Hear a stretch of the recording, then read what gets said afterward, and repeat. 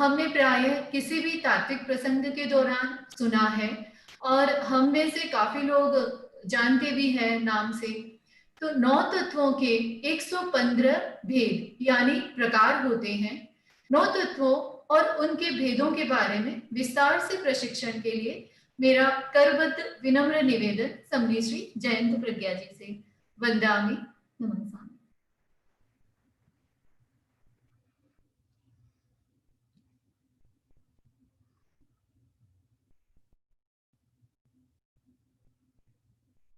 महाप्राण ज्योतिपुंज पूज्य गुरुदेव के चरणों में वंदन। उपस्थित भाइयों और बहनों, 25 बोल की हमारी चर्चा चल रही है। 13 बोल हुए हैं और आज हम 14वें बोल की चर्चा करेंगे। ये 14वां बोल यानी 25 बोल का ये 14 नंबर का बोल सबसे बड़ा बोल माना जाता है। और ऐसा भी कह सकते हैं कि जिनको ये 14वां बोल अच्छी तरह से समझ में आ जाता है तो इसका मतलब वो तत्व ज्ञान को अच्छी तरह से समझ सकता है, क्योंकि इसके अंदर जितने भी बोल है, जितने भी तत्व ज्ञान की चर्चा है, उस बोल से, उन भेदों से ही आगे के तत्व ज्ञान की चर्चाएं चलती है या आगे के भेद पैदा होते हैं। तो हम 9 तत्वों की चर्चा करेंगे। 9 तत्व हर व्यक्ति जानता है, क्योंकि जब तक 9 तत्वों को अच्छी तरह से समझेंगे नहीं तब तक तो हम सम्यक्त्व को भी प्राप्त नहीं कर सकेंगे। इसीलिए 9 तत्व हर व्यक्ति जानता है और हर व्यक्ति समझता है, क्योंकि जब प्रारंभ में व्यक्ति धर्म के क्षेत्र पर आता है या वीतराग धर्म को सीखना चाहता है, वीतराग धर्म को जीना चाहता है, तो उसके लिए सबसे पहले ये 9 तत्व सामने आते हैं कि 9 तत्वों को समझो।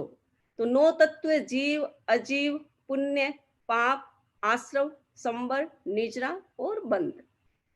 इस पिक्चर के माध्यम से आप देख सकते हैं कि 9 तत्वों में जीव कितने हैं और अजीव कितने हैं, जिनमें भी स्पंदन। आपको मैं एक जीव की परिभाषा बता देती हूं कि जिनमें प्रकंपन होता है और निरंतर प्रकंपन होता है, जिसका ओरा प्रकंपित होता है, जिसमें हमेशा गतिशीलता रहती है, वो जीव कहलाता है। और जिसमें गतिशीलता नहीं है वो अजीव कहलाता है। एक व्यक्ति, डॉक्टर ने जिसे डेड घोषित कर दिया, अगर उसका ओरा जीवित है, उसके ओरे में अभी मूवमेंट है, तो इसका मतलब वो मरा नहीं है, वो जीवित है। ओरा तो अजीव का भी होता है, लेकिन वो गतिशील नहीं होता, उसमें मूवमेंट नहीं होता, वो स्थिर होता है। तो जहां भी स्थिरता होती है, प्रकंपन नहीं होता, वहां अजीव होता है, और जहां भी प्रकंपन होता है वहां जीव होता है। तो जीव जिसमें श्वास होता है, जिसमें प्रकंपन होता है, वो जीव कहलाता है, और जिसमें ये प्रकंपन नहीं होता वो अजीव कहलाता है। तो ये 9 तत्व जीव और अजीव, इसमें 4 अजीव है और 5 जीव है। ये हमारी चर्चा पहले भी हो गई। अब हमको एक एक तत्वों के बारे में समझना है। 9 तत्वों का ये वृक्ष, जीव, अजीव, पुण्य, पाप, आश्रव, संवर, निजरा, बंध और मोक्ष। मैंने इसको अलग अलग कर दिया है। जीव, आश्रव, संवर, निजरा और मोक्ष ये जीव कहलाते हैं। अजीव, पुण्य, पाप, बंध ये अजीव कहलाते हैं। तो इनके 115 भेद, जीव के 14 भेद, अजीव के भी 14 भेद, पुण्य के 9 भेद, पाप के 18 भेद, आश्रव के 20 भेद, संवर के 20 भेद, निर्जरा के 12, बंध के 4 और मोक्ष के 4। टोटल मिलाने से 115 भेद हो गए हैं। हमें इसको अच्छी तरह से समझना है, और जिन्होंने तत्व ज्ञान 9 तत्वों को अच्छी तरह से समझ लिया है उसका सम्यक तो मजबूत हो सकता है, और यहां तक वो ज्यादा श्रम करे और ज्यादा धर्म के क्षेत्र में आगे बढ़े तो उसका क्षायिक सम्यक तो भी आ सकता है। तो हमें इन बोल को, इस बोल को एकदम गहराई से और पूरी अच्छी तरह से समझना है। यद्यपि बहुत बार इन बोलों की चर्चाएं होती है और हर बोल में इनकी चर्चा ही है, जीव अजीव की चर्चा है, तो इसमें भी वही चर्चा आएगी, लेकिन अच्छी तरह से इस बोल को हमें समझना है। तो पहला आता है हमारा जीव के 14 भेद। मूल तो 7 ही है, सूक्ष्म एकेंद्रिय, बादर एकेंद्रिय, 2 इंद्रिय वाले, 3 इंद्रिय वाले, 4 इंद्रिय वाले, असंगी पंचेंद्रिय और संगी पंचेंद्रिय। मूल तो ये 7 ही भेद है। उन 7 के 14 भेद कर दिया, यानी एक एक में 2-2 आ जाता है। तो सूक्ष्म एकेंद्रिय यानी जो जीव जिनको एक ही इंद्रिय मिली है, या यूं कहो कि एक इंद्रिय स्पष्ट इंद्रिय नामकर्म का ही उदय है और सूक्ष्म नामकर्म का उदय। एक इंद्रिय का नामकर्म बादर भी होता है, लेकिन उसके साथ सूक्ष्म नामकर्म का उदय। सूक्ष्म का मतलब क्या होता है? एकदम सूक्ष्म जीव, जो हमारी आंखों से तो दिखता ही नहीं है, हमारे व्यवहार में भी नहीं आता है।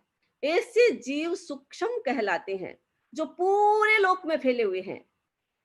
जिस प्रकार आपने किसी एक बोतल में या किसी एक कांच की शीशी में चंदन का तेल डाला है, तेल खत्म हो गया, उस शीशी में अब भी चंदन की सुगंध विद्यमान है। जिस प्रकार उस बोतल में चंदन की सुगंध है और हर पार्ट में चंदन की सुगंध है, उसी प्रकार पूरे लोक में सुगंध की तरह पूरे लोक में ये सूक्ष्म जीव फैले हुए हैं। ये सूक्ष्म जीव 5 प्रकार के: पृथ्वीकाय, अपकाय, तेजसकाय, वायुकाय और वनस्पतिकाय। इसमें भी 2 प्रकार की कैटेगरी है। एक नित्य निगोद वाले जीव, जो हमारे व्यवहार में कभी आते नहीं है, जो हमेशा, जैसे कोई व्यक्ति एक गुफा में रहता है, अंधकार की गुफा, कोई प्रकाश का सोर्स नहीं, प्रकाश नहीं आता, अंधकार में रहता है और अंधकार में ही मर जाता है। ये नित्य निगोद इस प्रकार का एक स्थान है जहां जीव रहता है, अनंत काल से जीव रहता है। हम सब भी उसी निगोद से निकल के आए हैं, अनंत काल से उसमें जीव रह रहा है और कभी भी इस निगोद से जीव कभी खाली नहीं होगा। यानी ये स्थान जीवों से कभी खाली होने वाला नहीं है।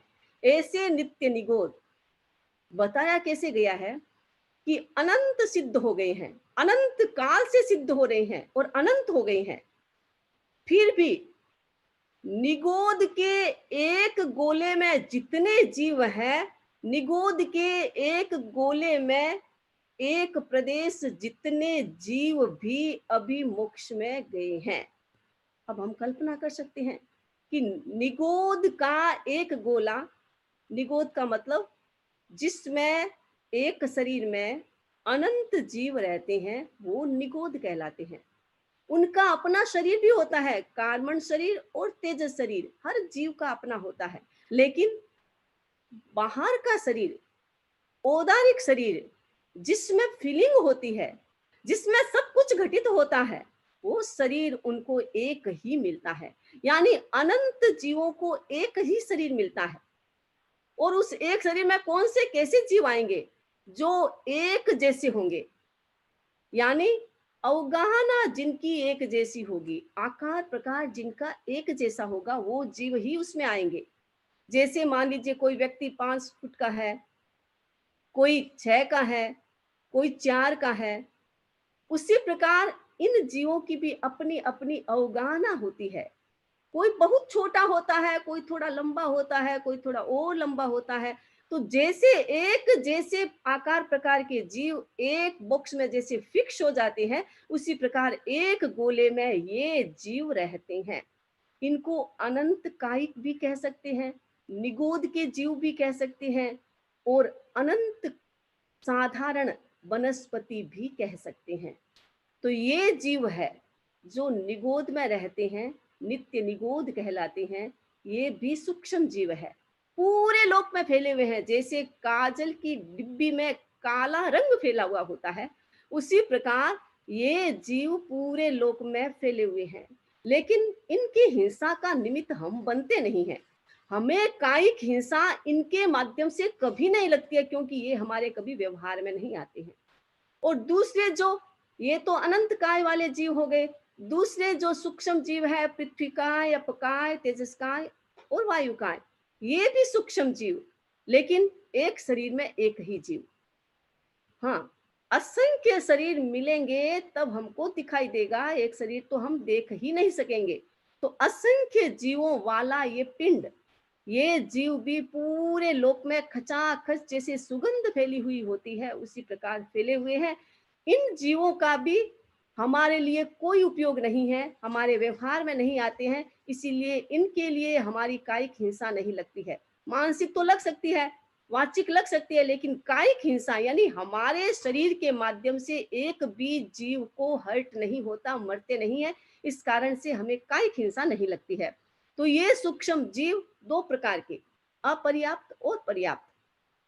अपर्याप्त का मतलब जितनी पर्याप्तियां जिनको पूर्ण करनी होती है उतनी उन्हें नहीं मिलती है, उससे पहले ही मृत्यु को प्राप्त हो जाती हैं, वो अपर्याप्त कहलाते हैं। ये सभी होते हैं, पृथ्वी काय, अपकाय, तेजस्काय, वायुकाय और वनस्पति काय, सभी जीव इसमें आते हैं।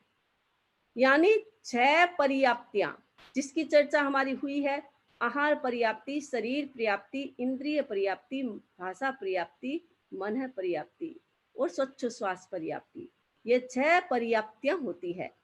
तो उसमें भाषा और मन को तो छोड़ दो, एक इंद्रिय जीव के एक ही इंद्रिय होती है, तो एक इंद्रिय है तो उन्हें आहार भी लेना पड़ता है, वो शरीर भी बनाते हैं, एक इंद्रिय है तो इंद्रिय भी बनाएंगे, और श्वास के बिना तो जीव रहेगा नहीं।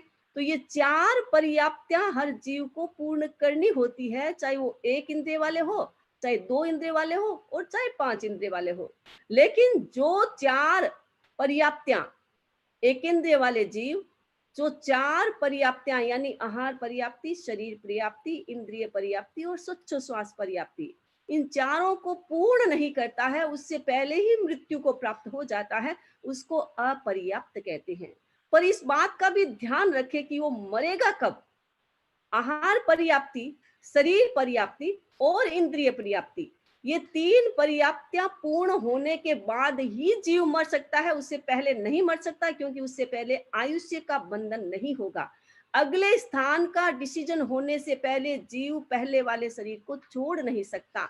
तो ये सूक्ष्म एकेंद्रिय जीव जो अपर्याप्त अवस्था में मर जाते हैं उन्हें अपर्याप्त कहते हैं। और दूसरे पर्याप्त, जिनको 4 पर्याप्तियां पूर्ण करनी है और पूरी कर लेते हैं, लंबे काल तक भी जीते हैं और जल्दी भी मर जाते हैं, उन्हें पर्याप्त कहते हैं।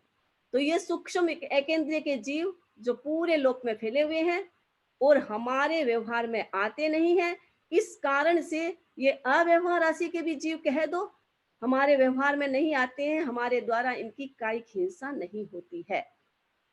दूसरा बादर एकेंद्रिय, जो बादर नाम कर्म के उद्देश्य होते हैं। एक इंद्रिय है, इंद्रिय तो इनको भी एक ही मिलती है, लेकिन ये इनसे स्थूल हो जाते हैं, बादर हो जाते हैं, यानी अव्यवहार राशि निकल करके व्यवहार में आ जाते हैं।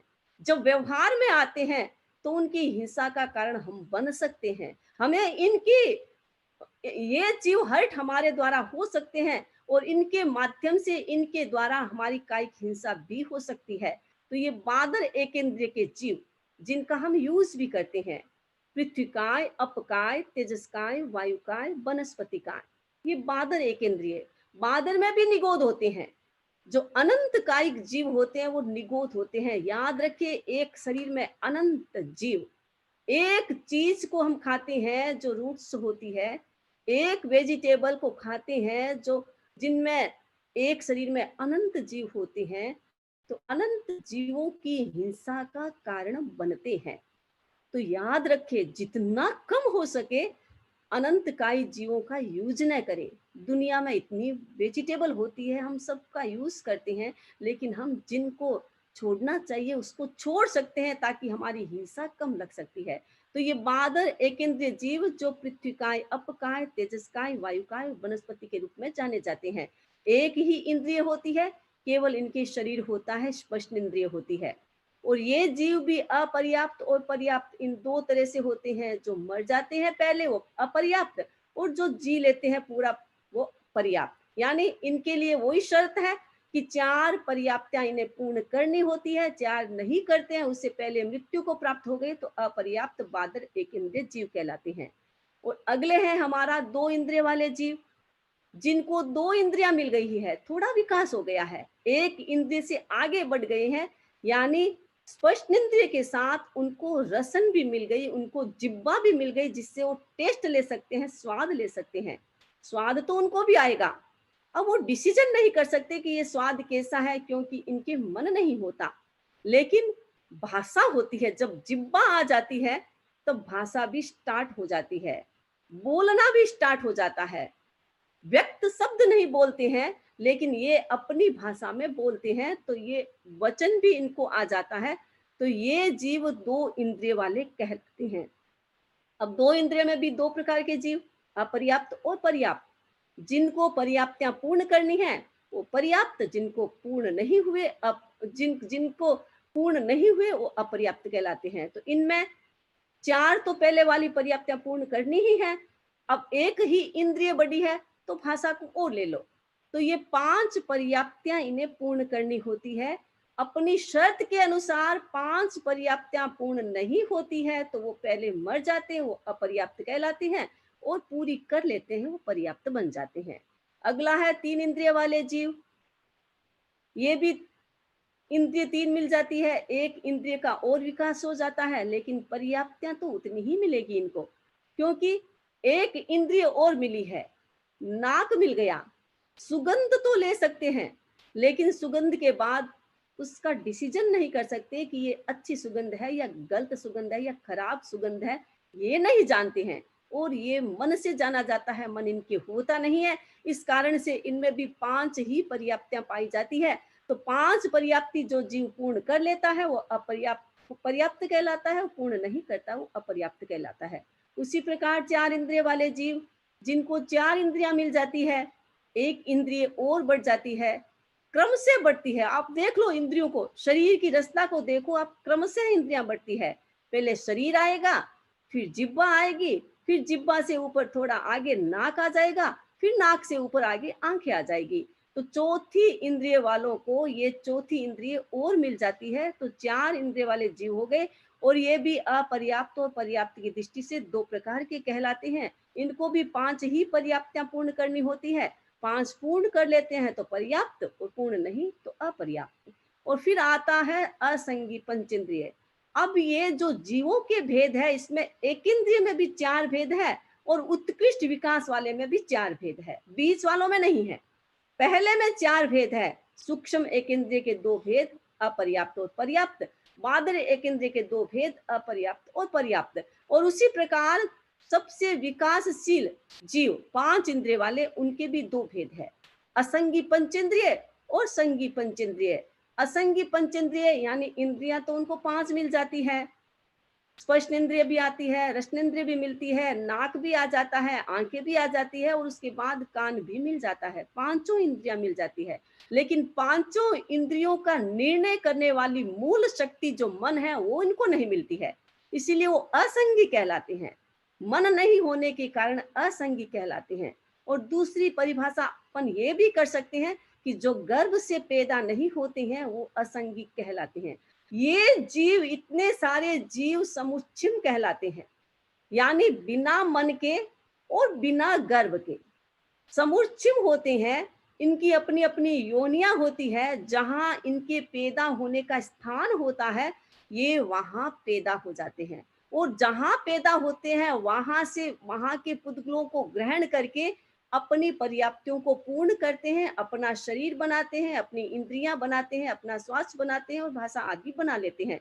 तो ये असंगी पंचेंद्रिय वाले जीव भी बड़े बड़े हाथी, जैसे हाथी होते हैं ना, वैसे ही बड़े बड़े हाथी घोड़े सब हो सकते हैं। लेकिन हम तो नहीं जानते कि ये संगी है या नहीं असंगी है, लेकिन केवली जान सकते हैं, ज्ञानी जीव जान सकते हैं।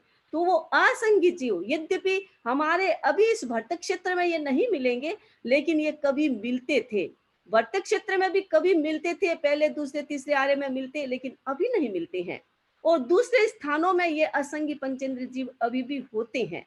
तो असंगी पंचेंद्रिय जीव जो गर्भ से पैदा नहीं होते हैं, समुच्चय होते हैं, कभी कभी बड़ा आश्चर्य होता है कि ये समुच्चय इतने छोटे स्थान पर जहाँ ये सूक्ष्म जीव पैदा होते हैं, वहां भी ये बड़े बड़े हाथी आदि अपने शरीर को कैसे बना लेते हैं।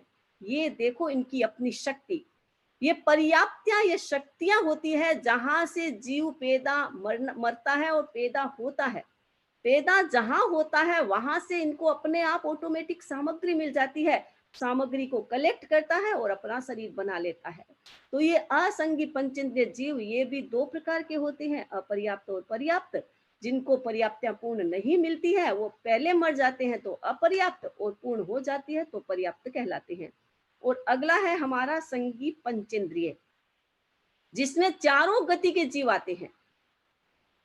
यद्यपि असंगी पंचेंद्रिय में भी चारों गति के जीव आते हैं।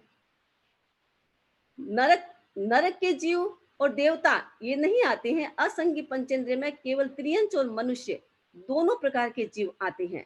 तो असंगी पंचेंद्रिय में समुच्चय मनुष्य भी होता है, यानी मनुष्य नाम कर्म का उदय।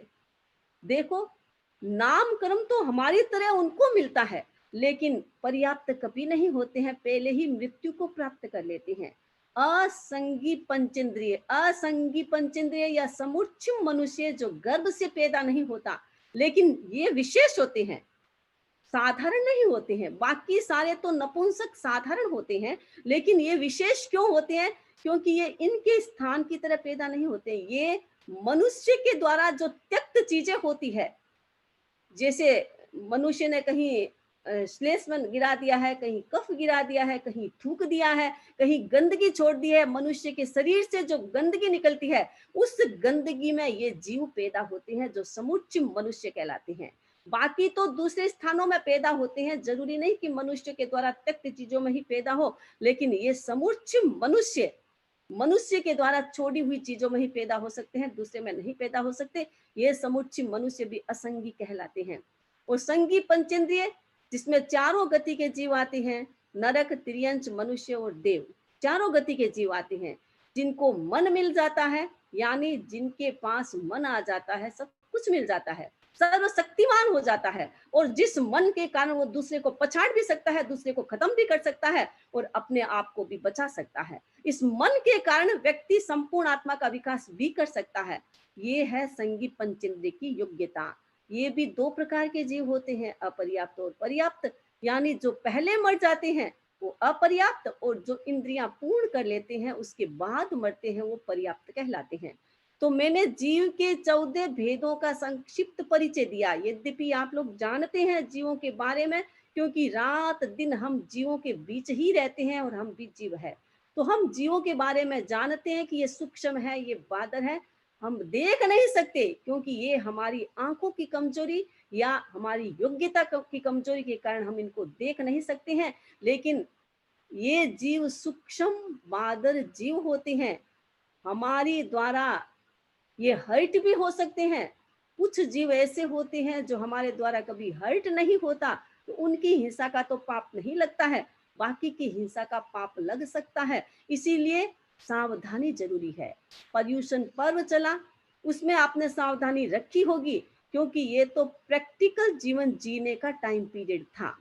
तत्व ज्ञान हम सीखते हैं, उसको जीवन में हम अप्लाई कब करेंगे? जब पर्यूषण आता है तब पता चलता है कि एक एक क्षण का हमने यूज किया और अपने जीवन में उसका उपयोग किया कि किस प्रकार हम जीवों की हिंसा से बच सकते हैं, किस प्रकार अपने आप का विकास कर सकते हैं। तो ये जितने भी जीव है, हमारी जितनी सावधानी होगी, जितना हम प्रमाद में जिएंगे, जितनी हमारी लापरवाही होगी, उतने उतने जीव ज्यादा पैदा होते रहेंगे घरों में, और उस कारण से उसकी हिंसा का हमें पाप लगेगा। इसलिए थोड़ी सावधानी से हम बाकी काफी हिंसा से बच सकते हैं। तो याद रखें, ये 14 प्रकार के जीव, हमें इनके साथ जीना है और संयम के साथ जीना है। इनका जितना कम उपयोग कर सके उतना कम करे, जितनी आवश्यकता है उतना करे, और उसके बाद हम इनका संयम करें, तो हम जीवों के संयम की साधना कर सकते हैं। तो ये 14 बोल जीव के, इसकी चर्चा मैंने की है। अब जीव का 14 बोल हो गए, और उसके बाद अब क्योंकि सारे आगे भी जीव से ही रिलेटेड कुछ चीजें हैं, कुछ अजीव से रिलेटेड है, तो हम उसकी चर्चा आगे करेंगे। आज मैं अपनी बात को यहीं संपन्न करती हूँ। अब जिनको भी क्वेश्चन पूछना है क्वेश्चन पूछ सकते हैं। बहुत बहुत कृतज्ञता वंदना में आपके प्रति।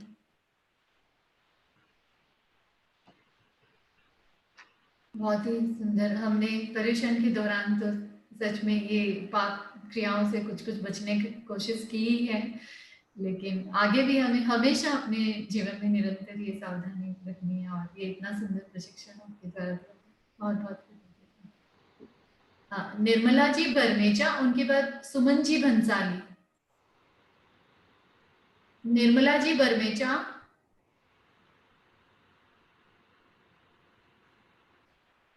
सुमन जी भंसाली, उनके बाद हाँ बोलिए आप। मैं निर्मला बोल रही हूँ। मैं सबसे पहले बारंबार क्षमाती हूँ।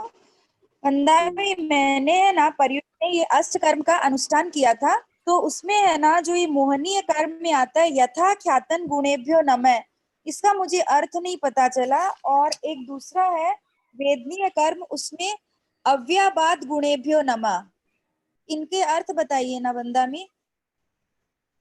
यथा ख्यात गुणेभ्यो नमः, यानी यथा ख्यात जैसी प्रसिद्धि है, इसका मतलब है मोहनीय कर्म जब नष्ट होता है तो व्यक्ति यथा ख्यात चारित्र को प्राप्त करता है, यानी संपूर्ण आनंद को प्राप्त करता है। ऐसा आनंद, ऐसा आचरण जिसमें आनंद ही आनंद होता है, तो ये होता है यथा ख्यात चारित्र। और फिर आपने अव्यावाद वाला किया था जिसमें कोई बाधा नहीं, ये है अंतराय कर्म से संबंधित। जब जब व्यक्ति के अंतराय कर्म का उदय होता है तो व्यक्ति कार्य कर नहीं सकता। जैसे किसी को उपवास करना है, अंतराय कर्म का उदय है तो उपवास नहीं होगा। अथवा कोई व्यक्ति काम करना चाहता है, अंतराय कर्म का उदय है तो काम नहीं होगा। यानी किसी भी क्षेत्र में, चाहे आप ज्ञान के क्षेत्र में चले जाओ, चाहे आप दर्शन के क्षेत्र में चले जाओ, चाहे आप आचरण के क्षेत्र में चले जाओ, अंतराय कर्म सब जगह आ जाता है। आपकी शक्ति को रोकने वाला कर्म अंतराय कर्म है। आप कोई भी काम करना चाहते हैं, उसमें शक्ति बाधित होती है, शक्ति मिलती नहीं है, तो अंतराय कर्म है। तो अव्यावाद का मतलब बाधा रहित। जब अंतराय कर्म नष्ट हो जाता है तो संपूर्ण शक्ति व्यक्ति को प्राप्त होती है, तो कोई प्रकार की बाधा उसमें नहीं रहती, तो उसको कहते हैं अव्यावाद। संध्या जी सुराना, उनके बाद ललित जी कोठारी। वंदामी नमस्कामी। ये अष्टकवल आहार और एकल सिंथम थोड़ा बताइए ना। अष्ट कवल आहार का मतलब है 8 ग्रास खाना। मैंने बताया था कि जैसे हमारे भगवती सूत्र में आता है कि मुर्गी का एक अंडा होता है, इतना 1 ग्रास होता है, तो 8 ग्रास खाना, ये है अष्ट कवल। और एक स्थान पर एक समय खाना, और एक समय में भी जितना आप ले सकते हैं एक साथ लेगा। जैसे एकासन करते हैं तो हम क्या करते हैं कि हाँ थोड़ा और ले लेते हैं, थोड़ा और ले लेते हैं, खुले रहते हैं। लेकिन इसमें एक स्थान में खुले नहीं रहते हैं, एक स्थान में एक थाली में जितना आपने फूड ले लिया उतना ही खाना, और मौन रख करके खाना। फिर एक्शन करके भी नहीं बताना कि मुझे और डालो, ये सब नहीं होता। तो एक थाली में एक बार जितना आपने लिया है वो सारा खाना, जूठा भी नहीं छोड़ सकते और ज्यादा भी नहीं ले सकते हैं, तो उसको कहते हैं एक स्थान। ललित जी कोठारी, उनके बाद पूजा जी गोत्रा। वंदा में नमन स्वामी। और बार खमत खामना संवत्सर के उपलक्ष्य में, और अगर मेरे प्रश्न पूछने में कुछ अभिनय साधना हुई हो तो भी खमत खामना। मेरा 3 प्रश्न है। एक मैंने आहारक लब्धि से रिलेटेड पहले प्रश्न पूछा था, तो उसमें मुझे ये बताया गया है कि आहारक समुद्रात और आहारक लब्धि प्रयोग दोनों एक ही चीज होती है। ये मुझे अभी पर्यूषण में महाराज ने बताया, सुदर्शना स्थिति से मैंने पूछा था। तो और दूसरा ये था कि मेरे को ये बताया गया कि 10वें आलय में आया, 10वें आलय ये जो है ना 10वें आलय, उसमें आया है कि नमन का एक अलग रस दिया हुआ है। और मेरा तीसरा जो मेन प्रश्न वो है ये कि जो जरायुज और पोतज जो होते हैं, जरायुज पोतज, उसके अंदर पोतज में चूहे को लिया है, लेकिन चूहे को तो ऊपर झिल्ली होती है, वो तो 2 दिन तक चल भी नहीं पाता है। और गाय को जरायुज में लिया है, जबकि गाय का बछड़ा, भैंस का बछड़ा तो जन्म लेने के तुरंत बाद ही चलने लग जाते हैं। तो ये जरा दोनों स्पष्ट कर दीजिए। हाँ, वो आपकी वो आहारक लब्धि और आहार समुद्घात का मैंने भी पर्यूषण के दौरान पुस्तक में पढ़ा था, खोज की थी। तो आहारक समुद्घात और उसमें यही लिखा हुआ था कि आहारक लब्धि जो प्राप्त करता, आहारक समुद्घात आहारक लब्धि से ही रिलेटेड है। जब व्यक्ति आहारक लब्धि के माध्यम से आहारक शरीर बनाता है तो उसमें आहारक समुद्घात ही होता है। तो आपने ठीक पढ़ा और मुनिश्री जी ने जिन्होंने भी उत्तर दिया है एकदम ठीक है। और मैं यही बताने वाली थी कि आहारक लब्धि और आहारक समुद्घात एक ही होता है। तो इस कारण से, और आहारक लब्धि 6 महीने तक ही रहती है, यानी 6 महीने की उसकी अवधि होती है आहारक लब्धि की। तो 6 महीने में जीव वो 4 बार ही उत्कृष्ट बना सकता है। अगर चौथी बार बनाएगा तो वो सिद्ध हो जाएगा। तो 1, 2 और 4 उत्कृष्ट आहारक लब्धि वाले 4 बार ही आहारक लब्धि बना सकते हैं। और दूसरा, आपने पोतज और जरायु की बात कही थी। जरायुष का मतलब होता है झिल्ली सहित। अब चाहे बछड़ा हो चाहे हो, वो झिल्ली सहित ही होता है, यानी बाहर निकलता है। जैसे मनुष्य होता है, बाहर निकलता है, झिल्ली टूट जाती है, क्योंकि जब तक झिल्ली नहीं टूटेगी तो जीवित नहीं रहेगा, वो जीव मर जाएगा। तो झिल्ली टूटती है, बाहर निकलते ही वो झिल्ली खत्म हो जाती है। उसी प्रकार गर्भ में जीव रहता है तब तक झिल्ली रहती है, जैसे ही बाहर निकलेगा बछड़ा उसकी झिल्ली टूट जाती है। और चूहे को बताया है या पोतज खरगोश को बताया है कि वो खुले अंग, उनके शरीर पर झिल्ली नहीं होती है। अब चूहे के शरीर पर आपने कहा झिल्ली होती है, तो हो सकता है हम स्थूल दृष्टि से जानते होंगे, हमारे तीर्थंकरों ने, हमारे ज्ञानियों ने जो कहा है वो सूक्ष्म दृष्टि से देखकर कहा है कि जो बाहर की झिल्ली होती है वो झिल्ली नहीं होती होगी। जो गर्भ में झिल्ली होती है वो झिल्ली जो हमारे श्वास को रोक देती है। यानी अगर चूहा बाहर निकलने के बाद भी उसके शरीर पर झिल्ली रहती है तो जीवित कैसे रहेगा, क्योंकि जीवित नहीं रह सकता। पेट में तो माँ से सब कुछ लेता है और बाहर निकलता है तो उसे स्वयं सब कुछ जुटाना पड़ता है। अगर झिल्ली है तो कैसे जिएगा। इसीलिए चूहे के शरीर पर शायद झिल्ली नहीं होती है। जो झिल्ली की बात कही है शायद कोई दूसरा होगा। जो ये झिल्ली जरायुज की झिल्ली होती है वो चूहे के ऊपर नहीं होती है। पूजा जी बोथरा, उनके बाद सीमा जी कोठारी। वंदामी नमनसामी सुप्रीच्छा बारंबार क्षमा याचना संवत्सरी संबंधी। मेरा प्रश्न ये है वंदामी कि बहुत लोग अन्न और नमक का त्याग करके बोलते हैं कि हमारा तो रात्रि भोजन का त्याग है, और रात को फिर आइसक्रीम भी खाते हैं, दूध भी पीते हैं, दवाई भी लेते हैं। तो ये रात्रि भोजन त्याग होगा क्या या नहीं, बताने की कृपा कराएं। जैन की दृष्टि से तो ये रात्रि भोजन नहीं हो सकता है। दूसरे परंपरा में ये मानते हैं कि भी अन्न का परिहार करते हैं।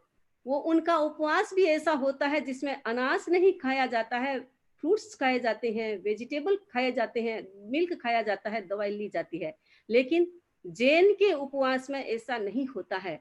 उसी प्रकार जैन के रात्रि भोजन का मतलब रात्रि त्याग, रात्रि भोजन के त्याग का मतलब संपूर्ण भोजन का त्याग। किसने पानी रखा है तो तीविहार हो जाएगा, पानी का भी त्याग किया है तो चौविहार होगा।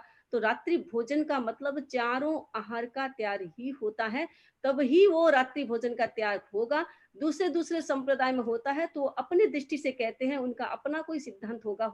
लेकिन हम अपने जैन की दृष्टि से बात करते हैं तो उसमें रात्रि भोजन के त्याग का मतलब है संपूर्ण 4 आहारों का त्याग करना। 4 आहार, असन, पान, खाद्यम, स्वादिम, इन सब का त्याग करना होता है। सीमा जी कोठारी, उनके बाद रजत जी संकलेचा। सीमा जी कोठारी। बंदामी नमंसामी बारंबार खबर खाऊना। मेरा 3 क्वेश्चन है। पहला है, जैसे असंगी मनुष्य 14 स्थानकों में उत्पन्न होते हैं, मनुष्य के 14 स्थानक मल मूत्र आदि में, वैसे ही असंगी त्रियंश क्या उनके ही 14 स्थानकों में उत्पन्न होते हैं? दूसरा क्वेश्चन है, नरक और नैरियक जीव और देवी देवता, वो लोग सम्यक सामायिक और श्रुत सामायिक कैसे करते हैं? और तीसरा क्वेश्चन है, समन श्रेणी में कौन सी गुणस्थान होती है? पहला आपने पूछा कि असंगी त्रियंश में, असंगी त्रियंश जैसे संगी मनुष्य में समुच्चय मनुष्य पैदा होता है मनुष्य के तख्त स्थानों में, वैसे असंगी त्रियंश तो कहीं भी पैदा हो सकता है। मनुष्य के तख्त स्थान में भी असंगी त्रियंश पैदा हो सकता है, उनकी जहां भी योनि मिलती है वहां पैदा हो जाते हैं। दूसरी बताई आपने श्रुत सामायिक और सम्यक सामायिक नारकीय और देवताओं में कैसी होते हैं। तो सम्यक और श्रुत सामायिक के लिए त्याग की आवश्यकता नहीं होती है। सम्यक तो हमारी आत्मा की विशुद्धि है, जिसमें अनंत ज्ञान अनंत क्रोध मान अनंतानुबंधी क्रोध मान माया लोभ नष्ट हो जाता है, दर्शन मोहने नष्ट हो जाता है, मिथ्यत्व मोहने नष्ट हो जाता है, तब सम्यक्त्व की प्राप्ति होती है। तो ये है सम्यक सामायिक। और शुद्ध सामायिक का मतलब है पढ़ना, स्टडी करना। तो देवता भी आगमों का अध्ययन करते हैं, नार के जीव भी कर सकते हैं। श्रुत ज्ञान का मतलब चिंतन करना भी श्रुत ज्ञान के अंदर आता है, पुस्तकों को पढ़ना भी अंदर आता है। तो शुद्ध ज्ञान का मतलब सुनना और पढ़ना और चिंतन करना, तो ये भी श्रुत ज्ञान के अंतर्गत आता है। तो इसको हम श्रुत सामायिक कहते हैं। तो देवता और नार के जीव त्याग नहीं कर सकते हैं। तो शुद्ध सामायिक और सम्यक सामायिक में त्याग की आवश्यकता नहीं है, निर्जरा होती है तो निर्जरा वो कर सकते हैं। और तीसरा, हाँ, वंदना समन श्रेणी में कौन सा गुण? ये तो आप गुरुदेव को पूछ लेना, गुरुदेव दिला देंगे उत्तर। रजतजी संकलेचा, रजतजी संकलेचा। वंदामि नमः स्वामी, वंदामि नमः स्वामी। जैसे मनुष्य में 15 स्थान से जो मनुष्य समुचम पैदा होते हैं, तो उसमें समुचम हाथों हाथ होते हैं या कितनी देर में पैदा होते हैं? पैदा होने का टाइम ही अंतर मुहूर्त ही होता है। अंतर मुहूर्त में तो जीव पूरा हो जाता है, वो तो मर जाता है बेचारा। अंतर मुहूर्त में पैदा होता है, उससे पहले ही मर जाता है। और अंतर मुहूर्त का समय 2 समय से लेकर के 48 मिनट से 1 समय कम, इतना टाइम अंतर मुहूर्त का होता है। तो ये पीरियड होता है, इसमें वो पैदा होते हैं और मर जाते हैं। एक चैट में क्वेश्चन आया वंदना में, अनंत वीर्या गुणेभ्यो नमः का अर्थ। अच्छा, अनंत वीर्य गुणेभ्यो नमः। अच्छा, मैंने पहले अनंत वीर्य ये है, वो मैंने अव्ययवाद बताया, वो थोड़ा गलती बता दिया। ध्यान से वापस मिस्टेक को सुधार लेंगे कि अव्ययवाद का मतलब जिसमें बाधा नहीं है, और अनंत वीर्य का मतलब है जिसमें अनंत शक्ति। अनंत वीर्य का मतलब अनंत शक्ति मिल जाती है, उसको अनंत वीर्य कहते हैं। और अव्ययवाद का मतलब है बाधा रहित मुझे सुख मिले, इसमें कोई प्रकार का दुख नहीं हो, संवेदन जैसे वेदनीय कर्म से संबंधित है। तो अव्ययवाद तो वेदनीय कर्म से संबंधित है, अनंत वीर्य है ये हमारा अंतराय कर्म से संबंधित है। तो अनंत शक्ति प्राप्त होना, ऐसी शक्ति जिसका कोई अंत नहीं, वो अनंत शक्ति अंतराय कर्म के क्षेपम से प्राप्त होती है। और अव्ययवाद सुख ये है वेदनीय कर्म के समाप्त होने से अव्ययवाद सुख यानी निरंतर सुख की प्राप्ति होती है, जिसमें कोई रुकावट नहीं होती है, कोई बाधा नहीं होती है, तो वह अव्ययवाद सुख। और अनंत वीर्य यानी अनंत शक्ति से प्राप्त, अनंत शक्ति को प्राप्त करना, जिससे निरंतराय यानी अंतराय कर्म के नष्ट होने से अनंत वीर्य की शक्ति प्राप्त होती है। और तुलसी राम जी खटेर, उनका चैट में आया है और कुछ पूछना चाहते हैं वो। तुलसी राम जी खटेर, अगर आप सुन रहे हैं तो आप खुद को अनम्यूट करिए और प्रश्न पूछिए। आवाज आ रही है मेरी? जी हेलो, हाँ बोलिए, कैसा रखिए। हाँ, जय जिनेंद्र साहब। मैं पूछ रहा था कि निगोद के जीव के बारे में आपने बताया, तो निगोद के जीव जैसे ये आलू प्याज है, ये सब जो अपने खाते हैं, तो ये सब निगोद के जीव बोले जाते हैं क्या? क्या इसके अंदर में अनंत काय के जीव है क्या ये सब? इसके बारे में थोड़ा स्पष्ट कीजिए ना इसको। हाँ, जितने भी रूट्स वेजिटेबल होते हैं, आलू, शकरकंद, मूली, प्याज, ये सारे रूट्स वेजिटेबल होते हैं। तो एक शरीर में अनंत जीव इनके भी होते हैं, तो ये अनंत कायिक जीव कहलाते हैं। इनको निगोद भी कह सकते हैं। निगोद का मतलब होता है कि जहां एक शरीर में अनंत जीव रहते हैं। एक होता है सूक्ष्म निगोद या नित्य निगोद। नित्य निगोद तो ये जीव नहीं है, लेकिन ये बादर निगोद के अंतर्गत आते हैं, लेकिन अनंत कायिक ये जीव भी है। तो एक शरीर में अनंत जीव रहते हैं, तो ये भी अनंत कायिक है। आलू, जितने भी रूट्स वेजिटेबल है, जिनकी जड़ों से, जैसे प्याज है, प्याज को आप उगाएंगे तो प्याज उगेगा। उसी प्रकार गार्लिक है, लहसुन है, उसको उगाएंगे तो वह ऐसा उगेगा। शकरकंद को उगाएंगे तो शकरकंद पैदा होगी, गाजर को उगाएंगे तो गाजर पैदा होगी। यानी जो चीज खाने की है वो ही उनकी जड़ होती है। वो ही उनका बीज होता है, तो ये अनंतकाय जीव कहलाते हैं। तो अनंतकाय जितने भी जीव है, मैंने एक बार आगे बताया था कि अनंतकाय जीव का मतलब है आप उसको सुधारोगे तो एक जैसे राउंड राउंड राउंड हर एक जीव में, हर एक पार्ट में राउंड राउंड होगा। तो जब भी आप अनंतकाय कोई भी जीव आप जिसकी पहचान करने में समर्थ नहीं है, तो आप उसको सुधार के देखो, उसमें राउंड राउंड आएगा, गोल गोल आएगा, एकदम सर्कल जैसा आएगा, तो समझना चाहिए वो अनंतकाय है। तो ये सारे अनंतकाय के अंतर्गत ही आते हैं, यानी एक शरीर में अनंत जीव होते हैं और बादल निगोद के अंतर्गत आते हैं।